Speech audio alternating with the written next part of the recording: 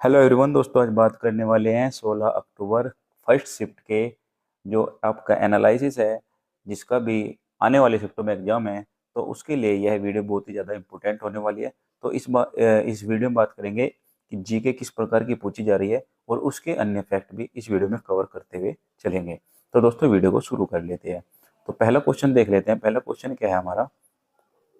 पहला क्वेश्चन होगा, पंडित रविशंकर को 4 बार किस अवार्ड से सम्मानित किया गया है? तो ये आपका ग्रेमी अवार्ड से सम्मानित किया गया है। ये आप नोट डाउन करते चलना है। अगर दोस्तों इसकी पीडीएफ चाहिए, हमारे टेलीग्राम ग्रुप में आपको मिल जाएगी। आप वहाँ पर टेलीग्राम ग्रुप को ज्वाइन कर लेना। और वीडियो अच्छी लगे तो लाइक कर देना और चैनल को सब्सक्राइब करते हुए चलना है।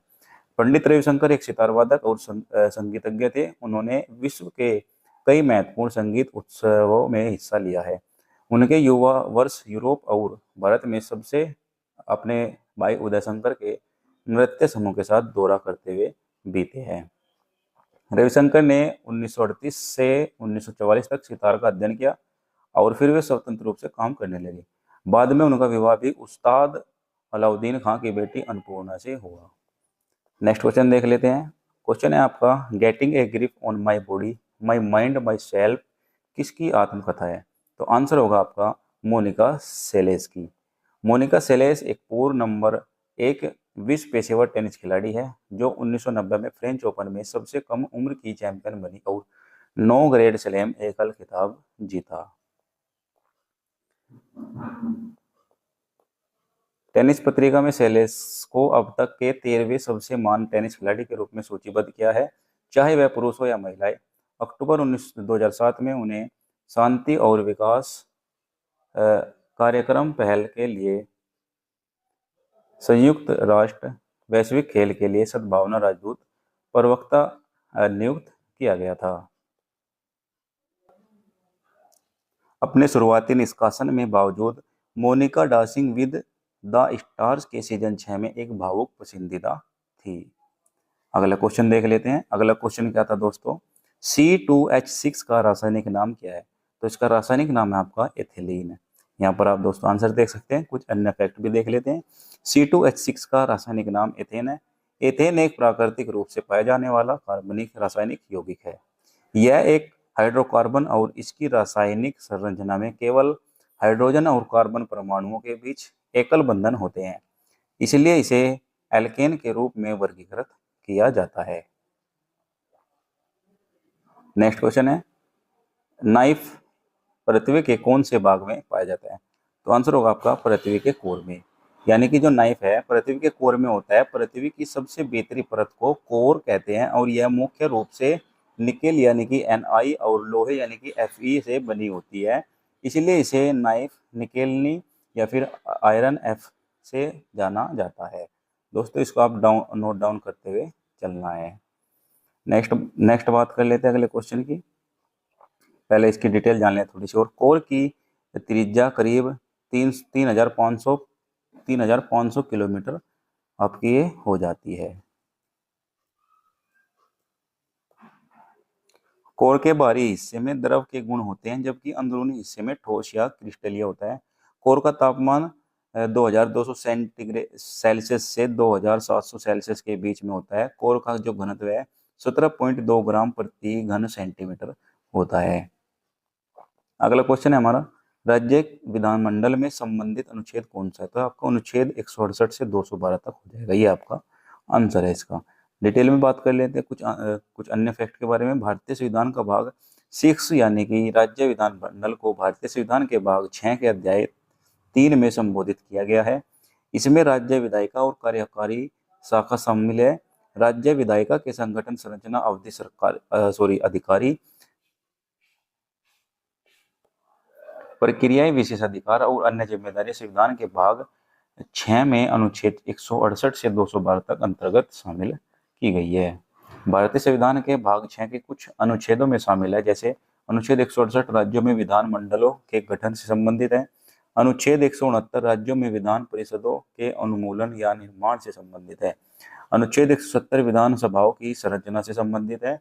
अनुच्छेद 171 विधान परिषदों की संरचना से संबंधित है।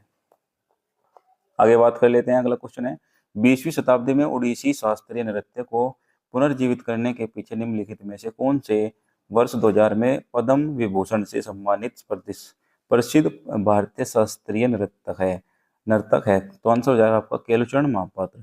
केलुचरण महापात्र एक प्रसिद्ध भारतीय शास्त्रीय नर्तक यानी कि गुरु और उड़ीसा नृत्य में प्रतिपादक थे।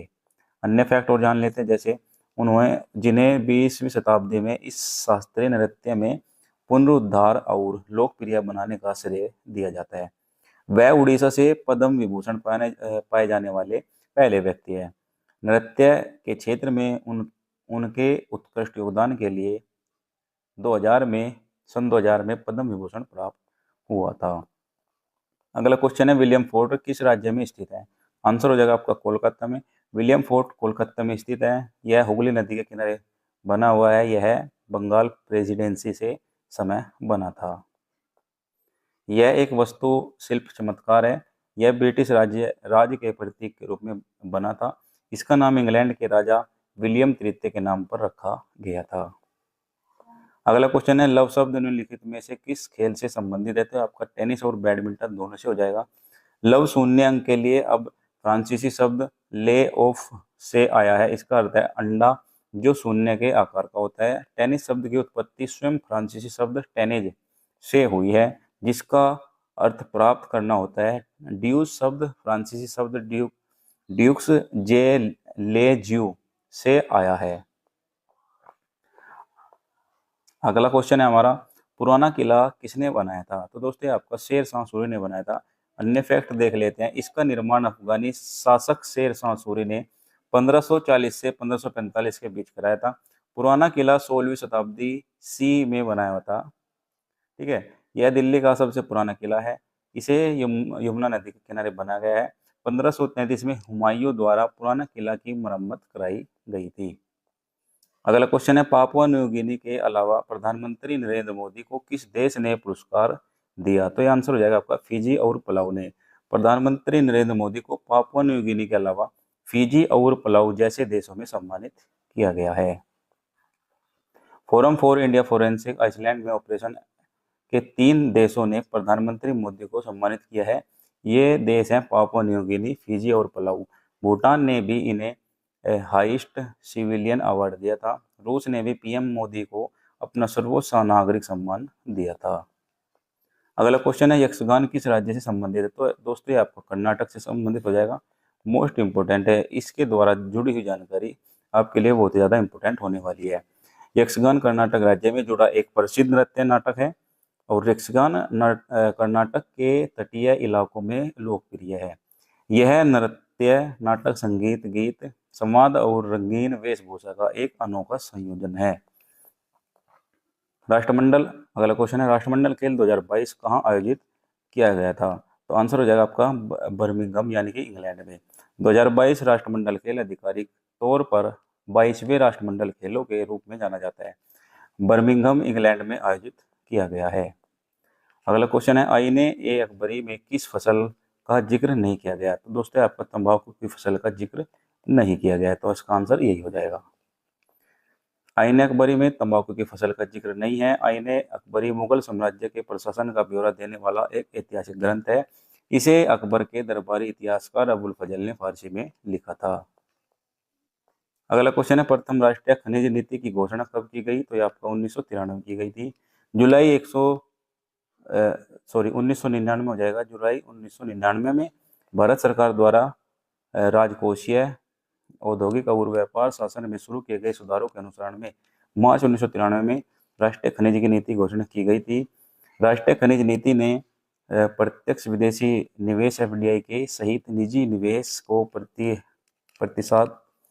प्रोत्साहित करने और खनिज क्षेत्र में अत्याधुनिक प्रौद्योगिकी को आकर्षित करने की आवश्यकता को मान्यता दी थी। अगला क्वेश्चन है, भारतीय उपमहाद्वीप का पहला साम्राज्य कौन था? तो आंसर हो जाएगा आपका मौर्य साम्राज्य। भारतीय उपमहाद्वीप का पहला मौर्य साम्राज्य था। इसकी स्थापना चंद्रगुप्त मौर्य ने 322 ईस्वी पूर्व में की थी। यह साम्राज्य लगभग 321 से 185 ईस्वी पूर्व तक चला था। यह साम्राज्य पाटलिपुत्र बाद में पटना में केंद्रित था। चंद्रगुप्त मौर्य ने आचार्य चाणक्य की मदद से नंद वंश को खत्म कर दिया था। अगला क्वेश्चन है मुख्यमंत्री वृक्ष संपदा योजना किस राज्य में संबंधित है? तो ये आपका छत्तीसगढ़ इसका सही आंसर हो जाएगा। छत्तीसगढ़ में मुख्यमंत्री वृक्ष संपदा योजना में किसानों का अपने खेत की मेड़ों पर ऐसे पेड़ लगाने के लिए प्रोत्साहित किया जा रहा है। नेक्स्ट क्वेश्चन है फोर्ट विलियम किस नदी के किनारे स्थित है? तो आपका हुगली नदी के किनारे स्थित हो जाएगा। फोर्ट विलियम का निर्माण बंगाल प्रेसिडेंसी के समय में हुआ था और यह कोलकाता में वास्तु शिल्प चमत्कार है। तो दोस्तों ये क्वेश्चन तो रिपीट हो गया है। नेक्स्ट क्वेश्चन है तुलिनी महोत्सव किस राज्य में मनाया जाता है? तो दोस्तों आपका नागालैंड में मनाया जाता है। नागालैंड के सूमी समुदाय का प्रमुख त्यौहार है। यह त्यौहार मध्य वर्ष जुलाई में मनाया जाता है। इस त्यौहार में अन्नी भी कहा जाता है, मतलब अन्नी भी इसको कहा जाता है।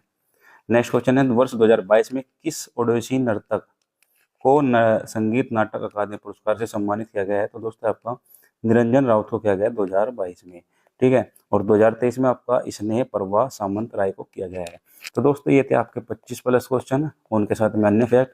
तो वीडियो अच्छी लगी तो लाइक जरूर कर देना, कमेंट करके जरूर बताना, और चैनल पर नया है तो प्लीज़ चैनल को भी सब्सक्राइब कर लेना। तो दोस्तों मिलते हैं नेक्स्ट वीडियो में, तब तक के लिए धन्यवाद।